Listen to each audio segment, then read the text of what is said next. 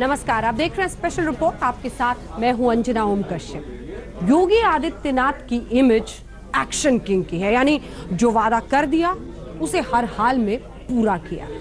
लेकिन एक मामला है जो शुरू में ही परेशानियों में डाल रहा है और वो है गड्ढे का मामला। जी हां, 15 जून की तारीख दी थी, कहा था गड्ढा मुक्त कर देंगे यूपी की सड़कों को, लेकिन काम तो 63% ही हुआ।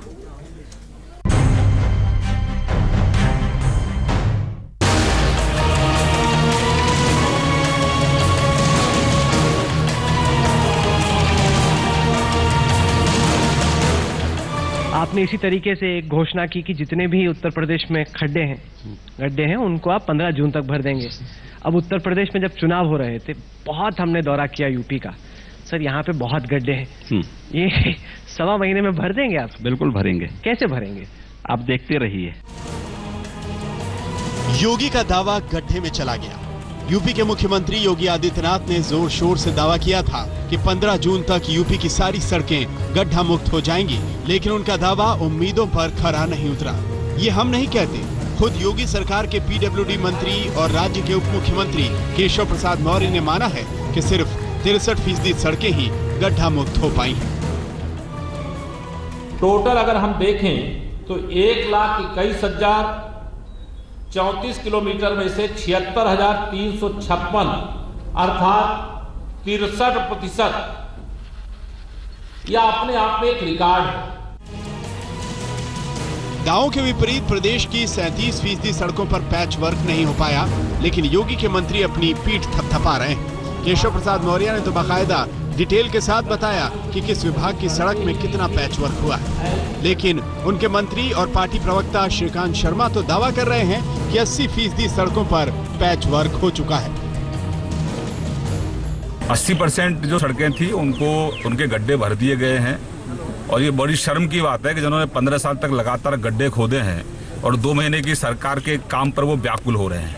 अभी तो हमने शुरुआत की है, अभी तो सिर्फ ये टेलर है, फिल्म तो अभी बाकी है। तो परेशान ना हो विरोधी, गड्ढे भी मुक्त करेंगे और जो गड्ढे उन्होंने खोदे हैं वो भी भरेंगे, और उन गड्ढे खोदने में कितने उन्होंने अपने घर भरे हैं वहां से भी निकाल के लाएंगे। योगी सरकार के नगर विकास मंत्री सुरेश खन्ना ने गड्ढा मुक्ति का दावा फेल होने का ठीकरा बालू पर फोड़ दिया। कह रहे हैं बालू की कमी के चलते अभियान सही समय पर पूरा नहीं हो पाया। गड्ढा मुक्त प्रदेश लगातार हुआ है और आपके भी शहर में हुआ है, आप इस बात को मानेंगे भी, और आज मुख्यमंत्री जी का हमारे बयान भी है।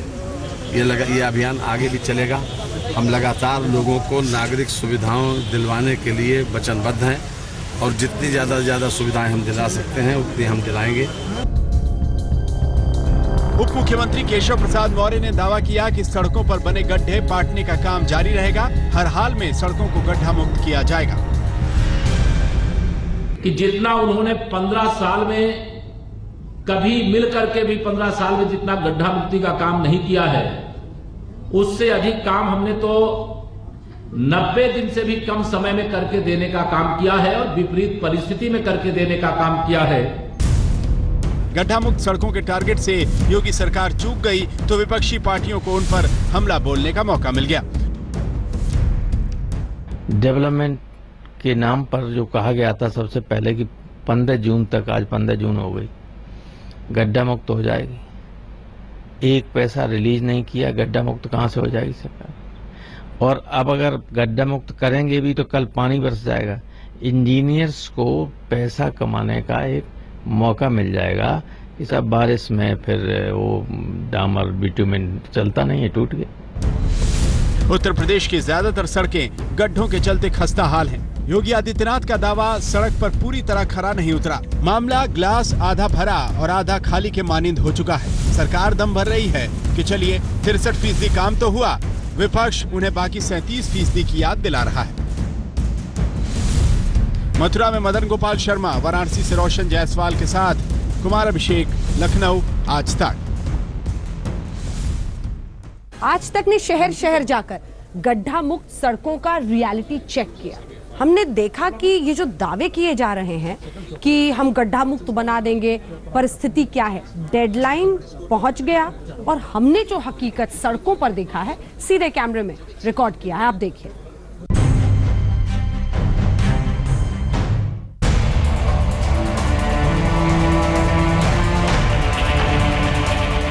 15 जून की शाम ढल गई, लेकिन उत्तर प्रदेश की तमाम सड़कों की तकदीर नहीं बदली। सड़कों में गड्ढे योगी सरकार के दावों को मुंह चिढ़ा रहे हैं।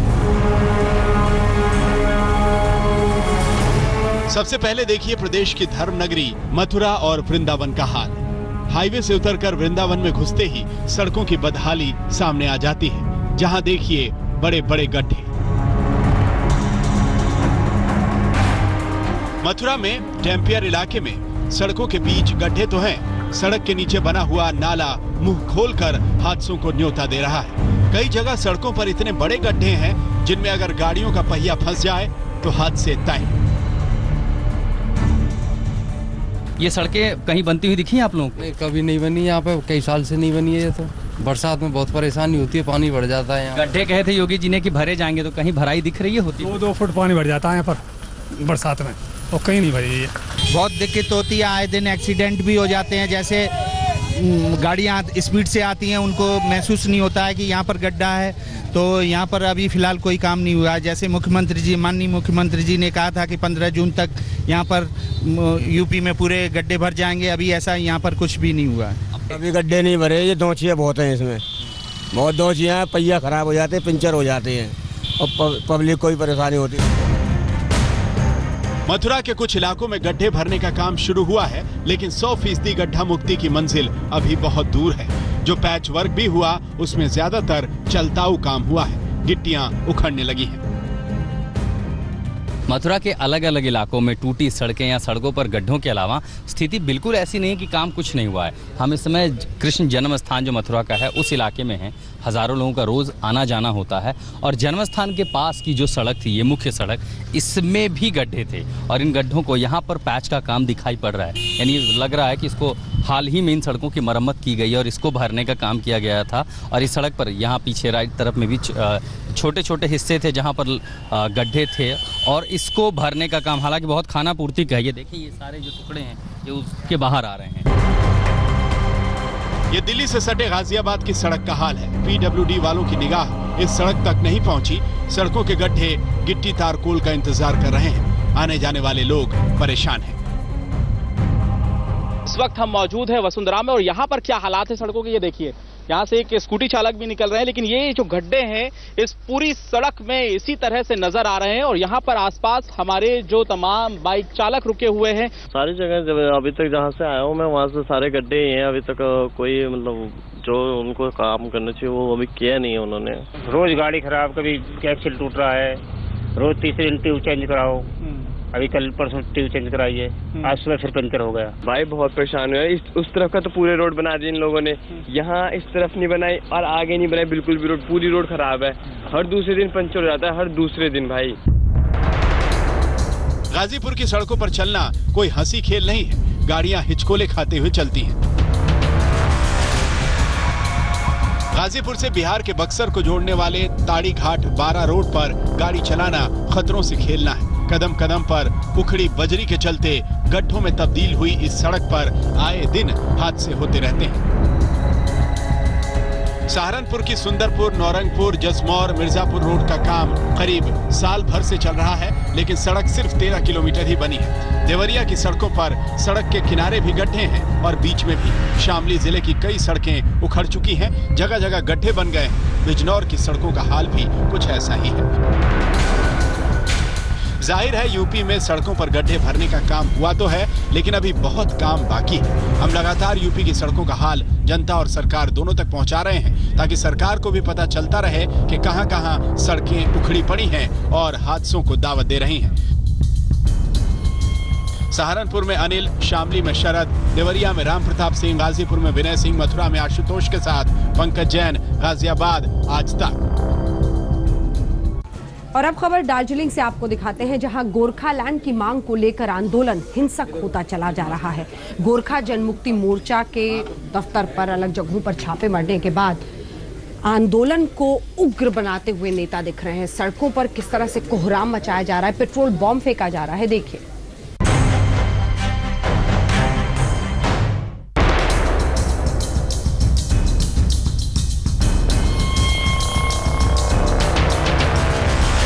दार्जिलिंग दहक रहा है गुस्से की आग में, आंदोलन की आग में। प्रदर्शनकारियों ने कुदरत की खूबसूरती से सराबोर पहाड़ों की रानी दार्जिलिंग की गलियों को गर्दिश में डाल दिया है। देखिए उपद्रवियों ने किस तरह से वाहनों को फूंक दिया है। धू-धू कर जल रही हैं गाड़ियां। ये कालिम्पोंग थाने की तस्वीरें हैं। उपद्रवियों ने थाने पर पेट्रोल बम से हमला किया। आरोप है कि सुरक्षा कर्मियों पर कई राउंड फायरिंग और पत्थरबाजी भी की गई। अलग गोरखालैंड की मांग को लेकर सड़क पर संग्राम छिड़ा है। आंदोलन और हिंसक तब हो गया जब गोरखा मुक्ति मोर्चा के नेताओं के यहां छापेमारी शुरू की गई। ये गोरखा मुक्ति मोर्चा के मुखिया बिमल गुरुंग के घर से मिला हथियारों का जखीरा है। ऐसे ऐसे हथियार जो शहर की शांति व्यवस्था को पलक झपकते हिंसा में तब्दील कर देते। हम लोग इस वक्त गोरखा जनमुक्ति मोर्चा चीफ बिमल गुरुंग के घर के बाहर आपको दिखा दी। ये है उसका घर जहां पे सुबह आज पुलिस ने रेड किया है, दरवाजे तोड़े गए। उसके बाद बहुत एक बड़ी पुलिस फोर्स जिसको लीड कर रही थी दार्जिलिंग के एसपी और सीनियर पुलिस अफसर पश्चिम बंगाल पुलिस के, वो लोग इस घर को रेड किया। प्रशासन मुस्तैद है। वो शहर में हिंसा फैलाने वालों पर पैनी निगाह जमाए हुए है। वहाँ फायर किया गया था पुलिस पार्टी के ऊपर और पेट्रोल बम भी फेंका गया था और एक गाड़ी भी जला दिया उन्होंने मीडिया का। पुलिस के काफी लोग इंजर्ड हैं, अभी हॉस्पिटल में ले जाया गया है और हम लोग अपना प्रोग्राम जारी रखें। अलग गोरखालैंड की मांग कर रहे गोरखा मुक्ति मोर्चा के ज्यादातर नेता फरार हैं। सुरक्षा कर्मी शहर में शांति व्यवस्था कायम करने के लिए कदमताल कर रहे हैं। फिलहाल दार्जिलिंग में हालात बेकाबू है। इंद्रजीत कुंडू, दार्जिलिंग, आज तक। दिल्ली में आतंकियों से दो कोर्ट में न्यूज रूम से एक बार फिर आपका स्वागत है। अब आपको दिखाते हैं दिल्ली में आतंकियों के साथ दो हाजियां। स्वात commandos, NSG commandos, Delhi police ने मिलकर दिल्ली के पॉश इलाके हौस खास में ऑपरेशन टेरर को अंजाम दिया। दरअसल मॉकड्रिल था, लेकिन भरे बाजार में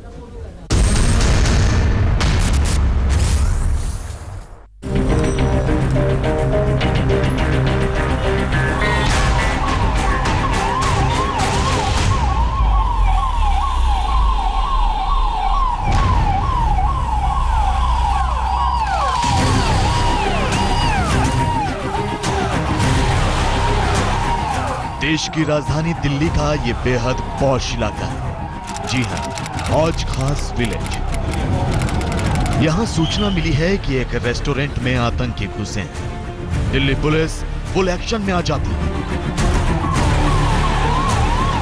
आप देख सकते हैं गाड़ियां सायरन बजाते हुए धड़ाधड़ इलाके में एंट्री मार रही।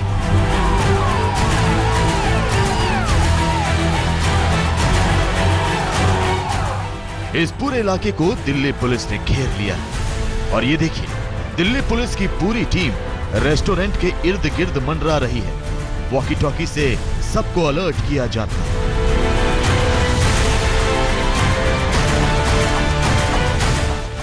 दिल्ली पुलिस के जवान AK-47 राइफलों के साथ रेस्टोरेंट की तरफ बढ़ते हैं। आतंकियों को पकड़ने के लिए सबसे बड़ा ऑपरेशन। दिल्ली पुलिस ने हौज खास में एक रेस्टोरेंट को घेरा।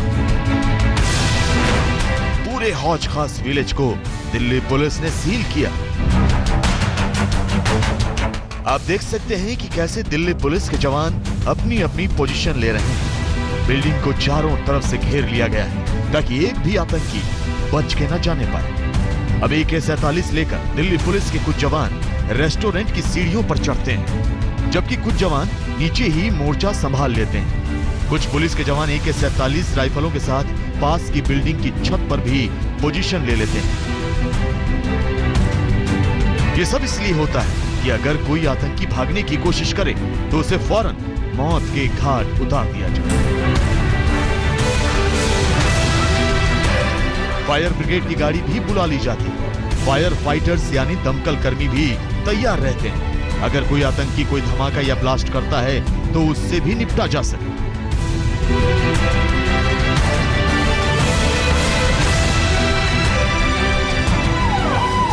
शाम के 7:30 बजे का वक्त है। अंधेरा हो चुका है। आतंक के खिलाफ इस ऑपरेशन को अंजाम देने के लिए दिल्ली पुलिस के स्वात कमांडो भी पहुंच जाते हैं। इलाके में सन्नाटा छा चुका है। इतने में एनएसजी कमांडो की गाड़ी भी पहुंच जाती है। एनएसजी कमांडो पहले रेस्टोरेंट की बिल्डिंग का पूरा मुआयना करते हैं और फिर दिल्ली पुलिस के साथ ज्वाइंट ऑपरेशन शुरू करते हैं। आप देख सकते हैं एनएसजी कमांडो रेस्टोरेंट की सीढ़ियों पर चढ़ रहे हैं।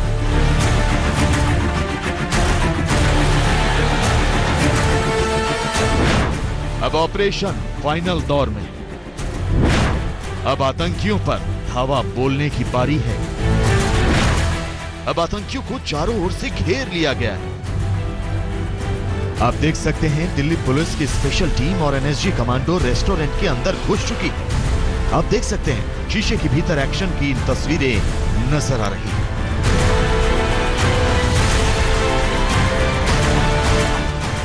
और ये देखिए, ऑपरेशन कामयाब हुआ। रेस्टोरेंट के अंदर से सभी लोगों को बाहर निकाला जा रहा है और आतंकियों को पकड़ा जा चुका है। देखिए, हाथ ऊपर किए एक एक करके 4 आतंकियों को लाया जा रहा है और सबको दिल्ली पुलिस अपनी जिप्सी में बिठाकर ले जा रही है। आगे क्या होता है? हौज खास में ये आतंकी कैसे घुसे?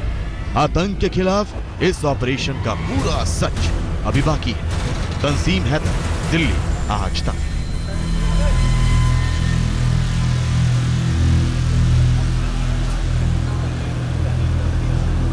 आतंकियों की वजह से अलर्ट पर इस वक्त 5 राज्य हैं। आपको बता दें, कश्मीर में दरअसल जब से सेना ने इन आतंकियों पर बुरी तरह से शिकंजा कसा है, ये बौखलाए हुए हैं। 5 राज्य जिसमें दिल्ली है, हरियाणा भी शामिल है, यूपी है, गुजरात है, बिहार है। आतंकी घात लगाए अब बैठे हुए हैं, तिलमिलाए हुए हैं और इन राज्यों पर निशाना साधे।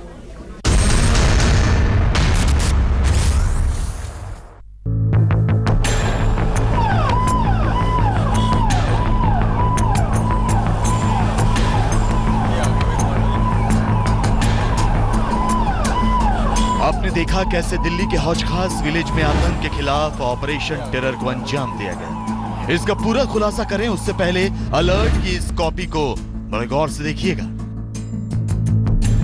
इसमें साफ साफ लिखा है कि भारत में अलग अलग जगहों पर आतंकी हमले हो सकते हैं। आतंकी भीड़ भाड़ वाली जगहों को निशाना बना सकते हैं। दिल्ली और उसके आसपास के शहर आतंकियों के निशाने पर हैं। गुजरात, बिहार, हरियाणा और यूपी भी आतंकियों के टारगेट पर है।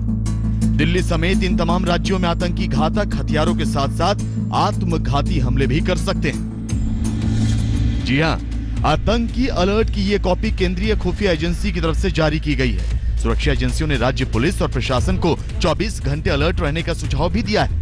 जिस तरह से कश्मीर घाटी में सेना आतंक के खिलाफ लगातार कार्रवाई कर रही है, अब आतंकी भारत के अंदर घुसपैठ कर अलग अलग राज्यों को टारगेट करने की फिराक में जुटे हैं। चलिए अब आपको फिर से दिल्ली के हौज खास विलेज लिए चलते हैं। जी हाँ, ये ऑपरेशन टेरर भी सुरक्षा एजेंसियों के अलर्ट पर ही चलाया गया है। हम आपको बता दें कि हौज खास के इस रेस्टोरेंट में असली आतंकी नहीं घुसे, बल्कि ये एक मॉक ड्रिल है, यानी आतंकियों से निपटने की फुल ड्रेस रिहर्सल।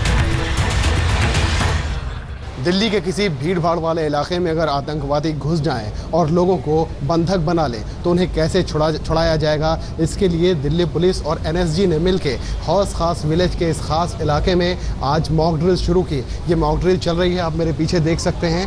ये जो दूसरी मंजिल है उस पर एनएसजी के जो कमांडोज हैं वो मॉक ड्रिल को अंजाम दे रहे हैं और जो हॉस्टेजेस हैं उनको बाहर निकाला जा रहा है। इसके अलावा जो आतंकवादी हैं उनको भी कंट्रोल करने की कोशिश कर रही है एनएसजी। दिल्ली पुलिस के जवान देख सकते हैं नीचे मौजूद हैं, फायर ब्रिगेड की गाड़ी मौजूद है, एम्बुलेंस मौजूद है, सारे अफसर मौजूद हैं और यहाँ जो तमाम लोग हैं उन और पूरे इलाके को कॉर्डन ऑफ कर दिया गया है। Institute for economical and peace के जरिए जारी किए गए वैश्विक आतंकवाद सूचकांक में आतंकवाद से प्रभावित टॉप के 10 देशों में भारत 6ठे नंबर पर है। भारत में आतंकी घटनाओं में होने वाली मौतों का आंकड़ा 1.2% इजाफे के साथ 416 तक पहुंच गया है। 2010 के बाद आतंकी हमलों और मौतों की ये सर्वाधिक संख्या है। दुनिया भर में 2014 के दौरान कुल 32,658 लोग मारे गए। पिछले 15 वर्षों में दुनिया भर में मारे जाने वाले लोगों की संख्या में 15 गुना इजाफा हुआ है। और इसीलिए दुनिया के सभी मुल्कों में आमतौर पर यह सहमति है कि मौजूदा समय में आतंकवाद सबसे बड़ा खतरा है। जो आतंकी पहले पारंपरिक तरीके से आम लोगों को शिकार बनाने की कोशिश करते थे, अब वो आतंकी खुद को हाईटेक बनाने में जुट गए हैं। अब आतंकी लोन वुल्फ अटैक, शू बम, अंडरवियर बम और कैटल बम का इस्तेमाल कर रहे हैं और दिल्ली जैसे शहरों में आतंकी लोन वुल्फ अटैक का प्लान बना रहे हैं। इसके जरिए आतंकी संगठनों से जुड़े हमलावर भीड़ भाड़ वाले जगहों को निशाना बनाते हैं। दिल्ली से तंसीम हैदर के साथ आज तक ब्यूरो।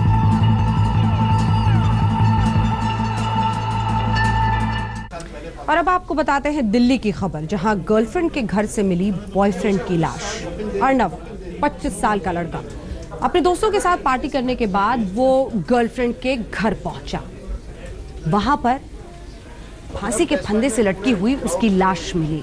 घर वाले अर्नव के कह रहे हैं कि ये मर्डर है, लड़की कह रही है कि अर्नव ने खुदकुशी कर ली।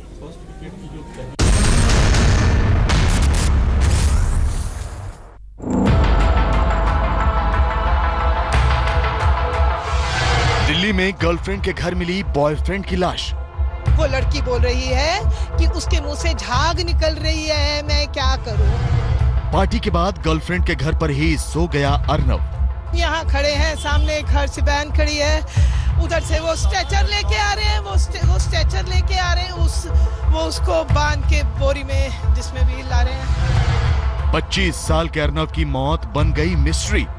मैंने कहा इनको बंद करो, कमरे को बंद करो, सील करो, सारे एविडेंसेस खत्म कर रहे हो।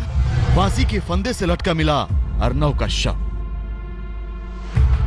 बेहद हैंडसम दिखने वाला ये है 25 साल का अर्नव, जो अब दुनिया में नहीं है और माँ बाप का रो रो कर बुरा हाल है।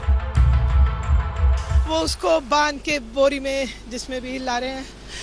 इन्होंने फाड़ा उसको, उन्होंने कहा हम तुमको अरेस्ट कर देंगे, तुम ये नहीं कर सकते। इन्होंने कहा मुझे अरेस्ट करो, जो मर्जी कर। देखा था मेरा अर्नव। और ये है अर्नव की गर्लफ्रेंड, ये भी कम खूबसूरत नहीं। अर्नव की लाश उसकी गर्लफ्रेंड के घर में फांसी के फंदे से झूलती हुई मिली। यही है वो कमरा जिसमें अर्नव की लाश फांसी के फंदे से झूल रही थी। उस लड़की ने पहले अपने सारे दोस्तों को फोन किया, उन्होंने पुलिस को बताया नहीं। उसके फ्रेंड ने मुझे बताया कि आंटी उसका मुझे फोन आया, उसकी फ्रेंड का, जिनके साथ ये थे, या उसकी कोई वन ऑफ देयर फ्रेंड्स। वो लड़की बोल रही है कि उसके मुंह से झाग निकल रही है, मैं क्या करूं। उसके मुंह से झाग निकल रही है। उन्होंने किसी ने, पुलिस डॉक्टर को बुलाना जरूरी नहीं समझा उस लड़कियों ने। उन्होंने क्या किया, क्या नहीं किया। अर्नव की गर्लफ्रेंड का कहना है कि उसने खुदकुशी की है, जबकि अर्नव के परिवार का आरोप है कि अर्नव ने खुदकुशी नहीं बल्कि उसका मर्डर हुआ है। अर्नव की मौत एक मिस्ट्री बन गई है और बेटे के गम में माँ बाप बदहवास हुए जा रहे हैं। I was shocked. I don't know what happened, what my son has done, or what wrong has gone. Then I saw 4 policemen carrying a stretcher, and there was a body in a plastic bag. 12 जून की रात अर्नव की girlfriend और उसके दोस्तों ने मिलकर एक party रखी थी। अर्नव भी इस पार्टी में शामिल हुआ था। रात भर दोस्तों ने पार्टी की और 13 जून की सुबह अर्नव अपनी गर्लफ्रेंड को द्वारका के सेक्टर 10 के इसी शकुंतलम अपार्टमेंट के फ्लैट नंबर 441 तक छोड़ने आया। लेकिन थोड़ी देर बाद वो वापस गर्लफ्रेंड के फ्लैट पर लौट आया। वो कहने लगा कि उसे बेचैनी सी हो रही है। इसके बाद दोनों अलग अलग कमरे में सोने चले गए और जब अर्नव की गर्लफ्रेंड 3 बजे के आसपास सोकर उठी तो उसने देखा कि अर्नव का शव फांसी के फंदे से लटका हुआ है। इस वक्त हम दिल्ली के द्वारका में मौजूद हैं। दरअसल यही वो अपार्टमेंट है जहां पर 441 नंबर जो फ्लैट नंबर है वहां पर यह हादसा हुआ था। दरअसल अर्नव, उनके फादर का कहना है कि उनकी हत्या हुई है और यहां पर पुलिस का कहना है कि उन्होंने सुसाइड किया है। दरअसल यहां पर उनकी एक फ्रेंड रहती है 441 नंबर में, जहां पर अर्नव आए थे पार्टी करने के लिए और उसके बाद उनका शव मिला था यहाँ पर। हम आपको बता दें कि अर्नव दुग्गल एक MNC में काम करता था। वो वेस्ट पटेल नगर में रहता था, जबकि उसकी गर्लफ्रेंड ITC मौर्या में बुटीक एग्जीक्यूटिव थी। अर्नव का परिवार अपने बेटे की गर्लफ्रेंड और दोस्तों पर हत्या की साजिश का आरोप लगा रहा है। उनका कहना है कि उनका अर्नव खुदकुशी नहीं कर सकता। पुलिस को मौके से कोई सुसाइड नोट भी नहीं मिला है। चिराग गोठी, दिल्ली, आज तक। बीजेपी में रहते हुए, बीजेपी में कई बार पार्टी के खिलाफ बोलते हुए एक ऐसे नेता जो अपनी अदाकारी से अपनी पहचान बना चुके हैं लेकिन राजनीति में विवादों से बना रहे हैं। जी हाँ, अब राष्ट्रपति चुनाव पर क्या कह रहे हैं शत्रुघ्न सिन्हा, सुनिए उनसे ये खास बातचीत। बीजेपी सांसद और फिल्म अभिनेता शत्रुघ्न सिन्हा का मानना है कि लाल कृष्ण आडवाणी राष्ट्रपति पद के लिए उपयुक्त उम्मीदवार हैं। बात करने के लिए हमारे साथ मौजूद है खुद शत्रुघ्न सिन्हा जी। शत्रु जी, क्यों लगता है आपकी लाल कृष्ण आडवाणी को राष्ट्रपति बनना चाहिए? मैंने अपनी भावना व्यक्त की है। लाल कृष्ण आडवाणी सबसे ज़्यादा सिर्फ बुजुर्ग ही नहीं, राष्ट्र के प्रति समर्पित भावना से उन्होंने काम किया है। सबसे ज़्यादा मैच्योर्ड, कद्दावर, पार्टी के इतने बड़े नेता, सबसे सुयोग्य, क्या उनसे बड़ा हमें तो कोई दिखाई नहीं पड़ता है। और बड़ा सही मायने में, तजुर्बे के मामले में, राष्ट्रभक्ति के मामले में, इतने बड़े स्टेट्समैन हमारे पास हैं, हमारी पार्टी के पास।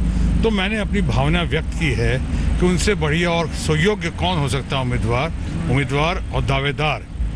इसलिए मैं चाहता हूं और देश के लोग भी चाहते हैं। जब से मैंने ट्वीट किया है तब से उसके विरोध में कोई नहीं आया। लोगों कई बार तो ऐसा लगता है लोगों को सांप सूंघ गया है कि अब करें तो क्या करें, बोले तो क्या बोलें।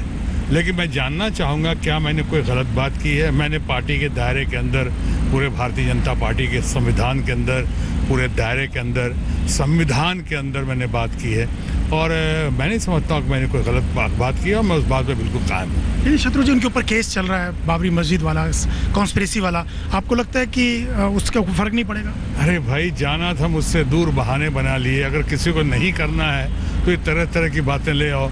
इसके पहले क्या ऐसा नहीं हुआ है?